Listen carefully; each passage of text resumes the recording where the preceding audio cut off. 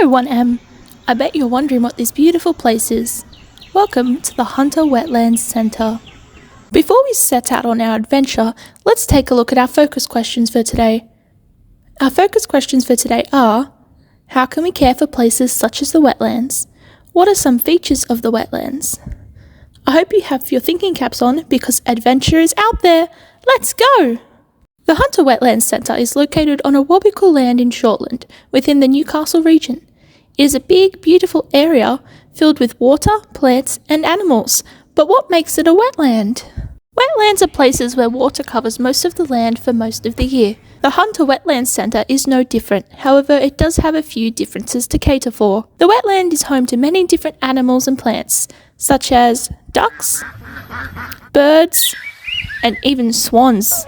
It is very important to take care of places like the Hunter Wetlands Centre because it is part of our home, the environment. There are many threats that can harm the wetlands, such as housing development, natural disasters such as droughts or fires, water pollution, and even pests that may eat the plants. Now that we know a little bit about the Wetlands Centre, let's see if we can spot some man-made and natural features. First, let's recap what man-made and natural features are. Man-made features are features that are not native to the environment that were built by humans, such as buildings. Natural features are part of the environment that humans did not build, such as lakes, trees, and animals. Alright, Year 1, let's put those thinking caps to use.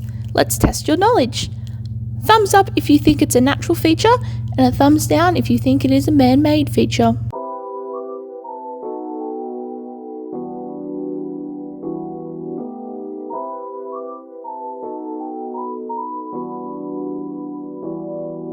Now that we have explored the natural and built features of the Hunter Wetlands Centre, let's take a look at how we can care for and help the wetlands. The Hunter Wetlands Centre is managed by a non-profit organisation known as Hunter Wetlands Centre Australia. This organisation experts in wetlands restoration and is community owned. Hunter Wetlands Centre Australia is supported by staff, volunteers, and relies on these individuals to look after the wetlands. There is a partnership with the local New South Wales Government and Newcastle City Council to maintain under an Act to protect the wetlands. The Hunter Bird Observers Club, Australian Plants Society, Wildfowl and Wetlands Trust, and even the New South Wales Department of Education are partners of the wetlands to ensure educational programs about the wetlands can be taught, as well as protect the birds, plants and cultural history of the Wetlands Centre. There are a bunch of strategies in place to help look after the wetlands, such as signs to provide direction and what to do when visiting the wetlands, open walkways to openly view all aspects of the environment,